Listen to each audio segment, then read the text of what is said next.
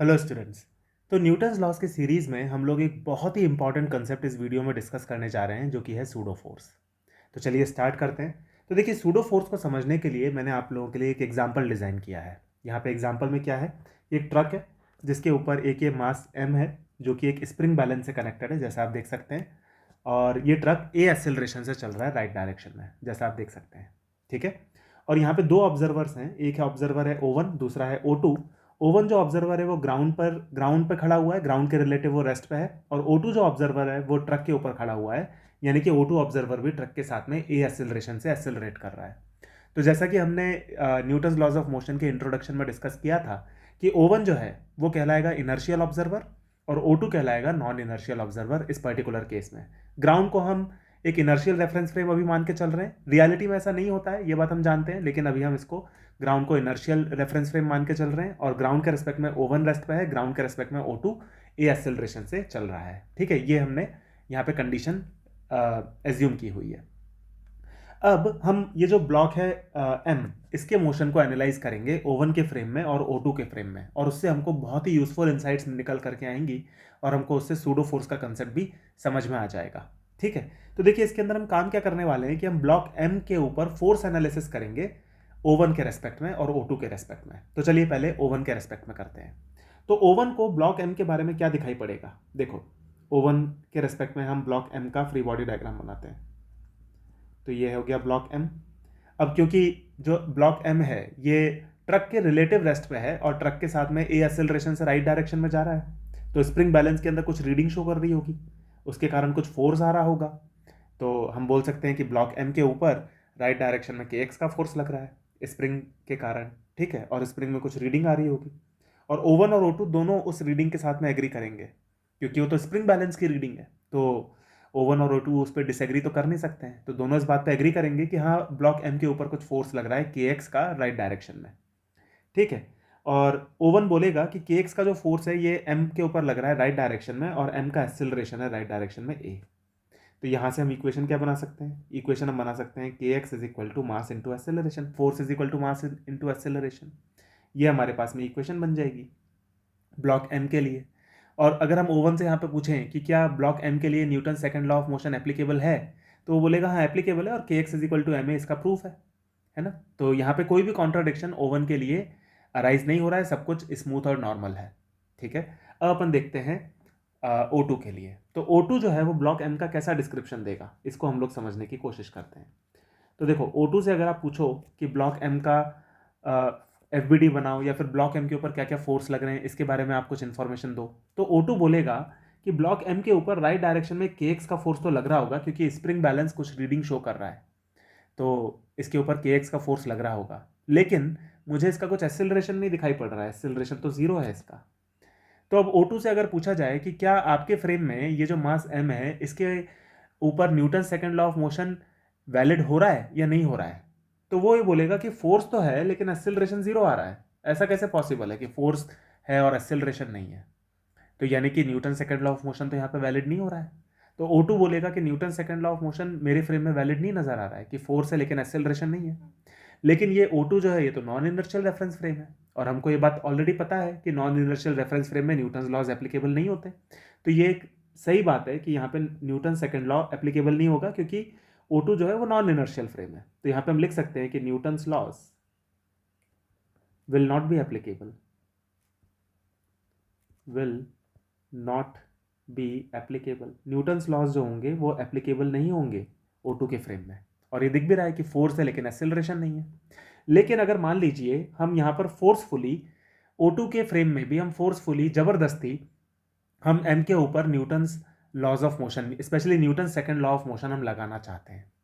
ये हम चाहते हैं ऐसा कि हम ऐसा कर पाएँ कि m के ऊपर हम O2 के फ्रेम में Newton second law of motion की इक्वेशन लगा पाएँ। तो उसके लिए हम क्या अरेंजमेंट्स कर सकते हैं, जो हम अरेंजमेंट करते हैं उसी को कहा जाता है सूडो फोर्स।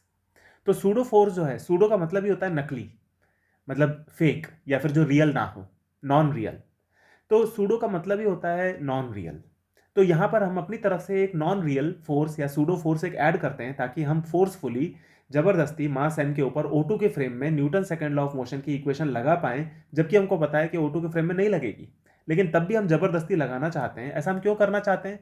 क्योंकि बहुत सारे क्वेश्चंस ऐसे होते हैं स्टूडेंट्स जिसके अंदर आप नॉन इनर्शियल फ्रेम में भी सॉल्व करना चाहते हो इक्वेशन को, या फिर क्वेश्चन को आप नॉन इनर्शियल फ्रेम में सॉल्व करना चाहते हो। तो उस तरीके की क्वेश्चंस को सॉल्व करने के लिए हमको नॉन इनर्शियल फ्रेम में भी राइट इक्वेशन जो हमारी इनर्शियल फ्रेम में बनेगी, वही इक्वेशन अगर हम नॉन इनर्शियल फ्रेम में भी बनाना सीख जाएं तो हमारे पास में बहुत सारी फ्लेक्सिबिलिटी आ जाती है कि हम नॉन इनर्शियल फ्रेम में भी क्वेश्चन को सॉल्व कर सकते हैं। तो उस फ्लेक्सिबिलिटी को बनाए रखने के लिए हम सूडो फोर्स का कंसेप्ट लेकर के आते हैं। ठीक है, तो अब देखो सूडो फोर्स के कंसेप्ट को यहाँ पे कैसे इंट्रोड्यूस करते हैं हम ये बोलते हैं कि देखो मास m जो है वो O2 के फ्रेम में रेस्ट पे है, इसका एक्सेलरेशन जीरो है। तो अगर इसके एक्सेलरेशन को आपको जीरो करना है तो उसका आप क्या एक्सप्लेनेशन दे सकते हो कि kx तो लग रहा है राइट के डायरेक्शन में, एक्सेलरेशन इसका जीरो है। तो अगर इसके ऊपर लेफ्ट के डायरेक्शन में एक फोर्स लगा दिया जाए, लेट से वो है ma, जिसको हम लोग बोलते हैं सूडो फोर्स, और ये ma क्यों लगाया ये आपको भी क्लियर हो जाएगा। और अगर हम ये बोलें कि ये ma फोर्स जो है ये kx फोर्स को कंप्लीटली बैलेंस कर रहा है, जिसके कारण जो एक्सेलरेशन है मास m का ट्रक के फ्रेम में वो जीरो हो जा रहा है, तो यहाँ पे हमको क्या इक्वेशन मिलेगी अगर हम ऐसा एज्यूम करें। लेट्स से ट्रक के फ्रेम में जो मास m का एक्सेलरेशन है वो हम a डैश बोल देते हैं। तो हम यहाँ पे बोल सकते हैं कि kx minus ma will be equal to m into a dash, और a डैश की वैल्यू हम जीरो रखेंगे क्योंकि ट्रक के फ्रेम में तो मास m का एक्सेलरेशन जीरो है। तो यहाँ पे हम बोल सकते हैं कि इक्वेशन हमारे पास में क्या आ जाएगी, kx minus ma is equal to zero, और इसको फर्दर एक्सपैंड करके हम बोल सकते हैं कि kx is equal to ma। तो आप देख सकते हो हमारे पास में वही इक्वेशन आ गई जो कि इक्वेशन नंबर 1 थी। 1 और 2 सेम हो गई, इक्वेशन 1 और 2 सेम हो गई। इनफैक्ट इक्वेशन 1 और 2 को सेम रखना हमारा पर्पस था, जिसके कारण ही हमने ये ma नाम का सूडो फोर्स लेफ्ट में ऐड किया ताकि हमको वही इक्वेशन मिल जाए नॉन इनर्शियल फ्रेम में जो कि हमको इनर्शियल फ्रेम में मिली थी। इसी चीज को कहा जाता है जबरदस्ती नॉन इनर्शियल फ्रेम में Newton second law of motion को लगाना। तो उसके लिए हमने एक जुगाड़ का मेथड निकाल लिया। क्या है वो मेथड?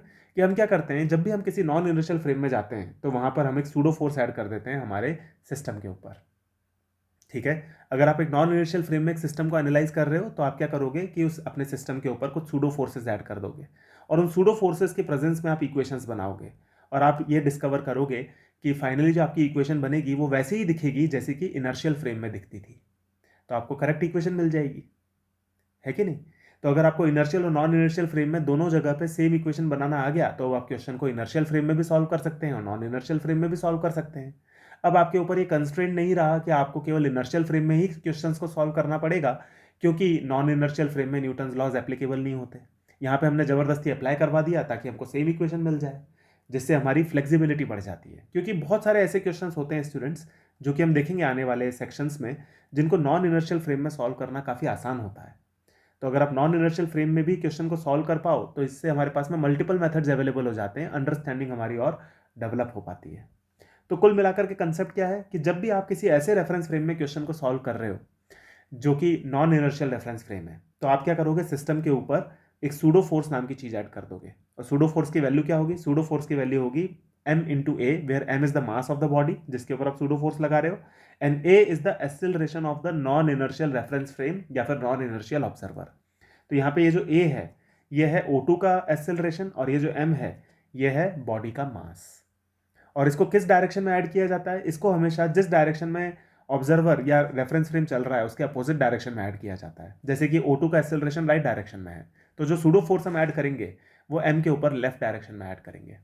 जो ऑब्जर्वर का या रेफरेंस फ्रेम का एक्सेलरेशन है उसके अपोजिट डायरेक्शन में सूडो फोर्स को ऐड किया जाता है। ये रूल्स हैं। इन रूल्स को आप फॉलो करते हो, सूडो फोर्स को अप्लाई करते हो, क्वेश्चन को आप नॉन इनर्शियल फ्रेम में भी फिर सॉल्व कर सकते हो। ठीक है, इसके ऊपर हम कुछ एग्जांपल्स देखेंगे आने वाले सेक्शंस में, तो आपको और ज़्यादा क्लैरिटी इससे डेवलप हो जाएगी। तो सूडो फोर्स के बारे में हमने जो भी थ्योरी समझी है इसको यहाँ पे मैंने समराइज किया हुआ है, तो इसको हम लोग समझ लेते हैं। ये सारी वही चीज़ें हैं जो मैंने आपको अभी समझाई एग्जाम्पल्स के थ्रू, उसको मैंने यहाँ पे लिखा हुआ है, तो ये भी हम पढ़ लेते हैं एक बार। तो देखिए पॉइंट नंबर 1 कहता है कि Newton's laws of motion are not valid in accelerated और नॉन इनर्शियल रेफरेंस फ्रेम। ये बात सही है, ये हमने इस चैप्टर के स्टार्टिंग में भी देखा था, और यहाँ पे हमने दोबारा से प्रूव किया कि O2 के फ्रेम में, नॉन इनर्शियल फ्रेम में Newton's laws of motion applicable नहीं हो रहे थे। ठीक है, to get the correct equation of Newton second law for an object in non inertial reference frame we use the idea of pseudo force. Correct equation का क्या मतलब है? करेक्ट इक्वेशन का मतलब है जो इनर्शियल फ्रेम में इक्वेशन बनती है वही इक्वेशन अगर आप नॉन इनर्शियल फ्रेम में भी पाना चाहते हैं तो हम सूडो फोर्स के कंसेप्ट को यूज करके पा सकते हैं।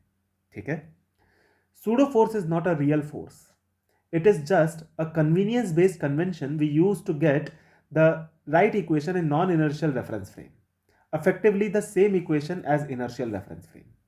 जो सूडो फोर्स का कंसेप्ट है वो एक, हमको पता है कि सूडो फोर्स एक रियल फोर्स नहीं है। सूडो फोर्स का कंसेप्ट हमने क्यों लाया है एग्जिस्टेंस में, या फिर हमने ये जुगाड़ वाला मेथड क्यों पैदा किया? ये हमने इसलिए पैदा किया ताकि हम एक नॉन इनर्शियल रेफरेंस फ्रेम के अंदर भी क्वेश्चन को सॉल्व कर पाए, इसलिए हमने इस मेथड को लगाया है। ठीक है, तो हमारे पास में ये एक समरी हो गई इन 3 पॉइंट्स में। थोड़े और पॉइंट्स हैं, देखते हैं। देखो, मैग्नीट्यूड ऑफ सूडो फोर्स क्या होगा? Magnitude of pseudo force will be equal to mass into acceleration. यहाँ पे m क्या चीज़ है? m है मास। यहाँ पे इसको लिख देते हैं कि m जो है वो है मास ऑफ द सिस्टम, जिसके ऊपर आप फोर्स एनालिसिस कर रहे हो नॉन इनर्शियल फ्रेम में। और a क्या चीज़ है? a है acceleration of the non inertial observer या फिर नॉन इनर्शियल रेफरेंस फ्रेम। ठीक है, जैसा कि हमने अभी एग्जाम्पल में देखा था, जो कि एक मास स्प्रिंग बैलेंस से अटैच था। ठीक है, डायरेक्शन ऑफ सूडो फोर्स क्या होगा? मैग्नीट्यूड ऑफ सूडो फोर्स तो हमने देख लिया है हमें। डायरेक्शन ऑफ सूडो फोर्स क्या होगा? Direction of pseudo force is in the direction opposite to the direction of acceleration of the non inertial observer और रेफरेंस फ्रेम। यही चीज मैंने आपको बताई थी इस एग्जाम्पल में, कि जो हमने सूडो फोर्स को ऐड किया है यहाँ पर, वो जो उसका डायरेक्शन क्या है? उसका डायरेक्शन है opposite to the direction of acceleration of O2। O2 का डायरेक्शन था एक्सेलरेशन का राइट में, तो सूडो फोर्स को हमने लेफ्ट में ऐड किया है। यही चीज़ मैंने यहाँ पे लिखी हुई है। ठीक है, फिर ये जो पॉइंट नंबर 6 और 7 है, ये मैंने आपको इसके चैप्टर की शुरुआत में भी बताए थे, इसको मैं एक बार रिपीट कर देता हूँ कि real force is a reference frame independent quantity. Real force का मतलब क्या है? जैसे कि मान लीजिए gravitational force, normal contact force, tension force, ये रियल फोर्सेज हैं। रियल फोर्सेज वो फोर्सेज हैं जो कि इनर्शियल फ्रेम में दिखाई पड़ते हैं और नॉन इनर्शियल फ्रेम में भी दिखाई पड़ते हैं, हर जगह पे दिखाई पड़ते हैं, और वो रेफरेंस फ्रेम के बदलने पर चेंज नहीं होते, वो रियल फोर्सेज हैं। जैसे सूडो फोर्स एक रियल फोर्स नहीं है, वो नॉन रियल फोर्स है, इसलिए हम उसको सूडो बोल रहे हैं।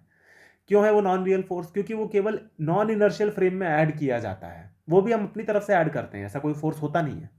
तो सूडो फोर्स जो है वो मैन्युफैक्चर्ड फोर्स है। ठीक है, तो pseudo force is manufactured only in non inertial reference frames. इसको हम केवल नॉन इनर्शियल रेफरेंस फ्रेम में यूज करते हैं ताकि हम जो इक्वेशन इनर्शियल फ्रेम में बनती है वही वाली इक्वेशन हम नॉन इनर्शियल फ्रेम में भी पा लें। ठीक है, तो मैं होप कर रहा हूँ स्टूडेंट्स कि आपको ये वाली सारी समरी क्लियर हो गई होगी। तो इसके बाद में हम एक एग्जांपल लेते हैं ताकि आपको और ग्रेटर अंडरस्टैंडिंग डेवलप हो जाए। तो देखिए, यहाँ पे हमको एक क्वेश्चन दिया हुआ है कि एक लिफ्ट है, लिफ्ट जो है 2 मीटर पर सेकेंड स्क्वायर के एक्सेलरेशन से ऊपर जा रही है, और इसके अंदर एक 5 kg का ब्लॉक रखा हुआ है, और लिफ्ट के अंदर एक ऑब्जर्वर है जिसको हम O1 बोल रहे हैं, ग्राउंड पर एक ऑब्जर्वर खड़ा हुआ है जिसको हम O2 बोल रहे हैं। ठीक है, अब हमको करना क्या है? Find normal contact force on 5 kg block in the frame of O1 and O2। O1 और O2 दोनों के फ्रेम में हमको नॉर्मल कॉन्टैक्ट फोर्स निकालना है 5 kg वाले ब्लॉक के ऊपर।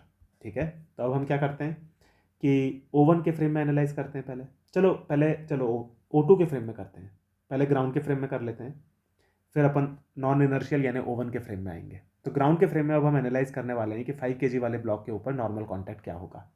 तो देखो, 5 kg वाले ब्लॉक का फ्री बॉडी डायग्राम बना लेते हैं। तो ये है 5 kg, इसके ऊपर एक अपवर्ड डायरेक्शन में आ रहा होगा नॉर्मल, डाउनवर्ड डायरेक्शन में आ रहा होगा 5g, जो कि हो जाएगा 50 न्यूटन। ठीक है, और इसका एक्सेलरेशन है अपवर्ड डायरेक्शन में 2 मीटर पर सेकेंड स्क्वायर। तो यहाँ पर हम इक्वेशन क्या बनाएंगे? n-50 is equal to 5 into 2। तो यहाँ से नॉर्मल कॉन्टैक्ट हमारे पास में आ जाएगा 60 न्यूटन। ठीक है ना, ये हमारे पास में नॉर्मल कॉन्टैक्ट की वैल्यू आ गई O2 के फ्रेम में। ठीक है, अब O1 के फ्रेम में निकालते हैं। अब देखो, O1 जो है वो नॉन इनर्शियल फ्रेम है, तो अगर O1 से आप पूछोगे कि 5 kg वाले ब्लॉक का एक्सेलरेशन क्या है, तो वो बोलेगा 0 एक्सेलरेशन, चल ही नहीं रहा। तो यहाँ पे जब अपन फ्री बॉडी डायग्राम बनाएंगे तो देखो कैसा बनेगा। ये 5 kg का ब्लॉक है, इसके ऊपर आ रहा होगा नॉर्मल, डाउनवर्ड डायरेक्शन में आ रहा होगा 50 न्यूटन का फोर्स, और अगर आप O1 से पूछोगे तो वो तो बोलेगा कि एक्सेलरेशन ही नहीं है यहाँ पे। लेकिन क्योंकि O1 एक नॉन इनर्शियल फ्रेम है, तो यहाँ पे हमको सूडो फोर्स ऐड करना पड़ेगा नीचे। सूडो फोर्स की वैल्यू कितनी होगी? मास of the object 5 multiplied by acceleration of the observer, जो कि है 2 इन द अपवर्ड डायरेक्शन, तो सूडो फोर्स डाउनवर्ड डायरेक्शन में ऐड किया जाएगा। ये हो गया। तो यहाँ पे हम इक्वेशन क्या बनाएंगे? यहाँ पे हम इक्वेशन बनाएंगे n-5 इंटू 2 यानी कि 10, चलो इसको 5 इंटू 2 ही लिखते हैं अभी, -50 is equal to mass multiplied by acceleration of 5 kg block with respect to O1 जो कि है 0। ठीक है, तो इसको आप सॉल्व करते हो, ये भी आ जाता है आपके पास में 60 न्यूटन। ठीक है ना, और आना भी था। जो एक रियल फोर्स होता है, जैसे यहाँ पे जो नॉर्मल कॉन्टैक्ट फोर्स है वो एक रियल फोर्स है, और real force reference frame independent होता है। तो हर रेफरेंस में सेम ही आएगा। तो ये क्वेश्चन अगर आपको दे दिया जाए, आप किसी एक फ्रेम में भी सॉल्व कर देते हैं तो वही आंसर हर फ्रेम में एप्लीकेबल होगा। लेकिन तब भी मैंने आपको दोनों फ्रेम में सॉल्व करके बताया, क्योंकि मैं आपको इसमें सूडो फोर्स के कंसेप्ट को डिस्टिंक्टिवली समझाना चाहता था। ठीक है, तो देखो, अगर आप एक रियल फोर्स यहाँ पे अगर आप पहला O1 O2 और O1 दोनों के फ्रेम में अगर आप इसको एनालाइज करो तो अंतर क्या आ रहा है? इक्वेशन तो सिमिलर ही बन रही है, केवल देखने का नजरिया बदल रहा है। O2 के फ्रेम में आप देखोगे तो आप बोलते हो कि n ऊपर लग रहा है, 50 नीचे लग रहा है, 2 से ब्लॉक ऊपर जा रहा है, तो हमारे पास में इक्वेशन आ गई। O1 के फ्रेम में आप देखोगे तो बोलते हो कि एक्सेलरेशन नहीं है, लेकिन नीचे सूडो फोर्स आ गया है, जिसके कारण नॉर्मल कांटेक्ट जो है वो 50 न्यूटन से ज़्यादा हो गया है और हमारे पास में वो वाली वैल्यू आ गई। तो केवल देखने का नजरिया बदल रहा है, लेकिन इक्वेशन सेम बन रही है। इनफैक्ट सूडो फोर्स के कंसेप्ट को, जैसा मैंने आपको बताया, लाया ही इसलिए गया है ताकि इक्वेशन सेम बने। ये जुगाड़ हमने बैठाई ही इस तरीके से है ताकि इक्वेशन सेम बन जाए। ठीक है स्टूडेंट्स, तो मैं होप कर रहा हूँ कि आपको सूडो फोर्स का कंसेप्ट इस वीडियो में क्लियर हुआ होगा। हम लोग नेक्स्ट वीडियोस में मिलेंगे, जिसके अंदर हम लोग सूडो फोर्स के कंसेप्ट को यूज़ करके कुछ और क्वेश्चन सॉल्व करेंगे ताकि आपको कंप्लीट कंसेप्चुअल अंडरस्टैंडिंग बन जाए। ठीक है स्टूडेंट्स, तो हम लोग मिलते हैं आने वाले वीडियोस में। Thank you.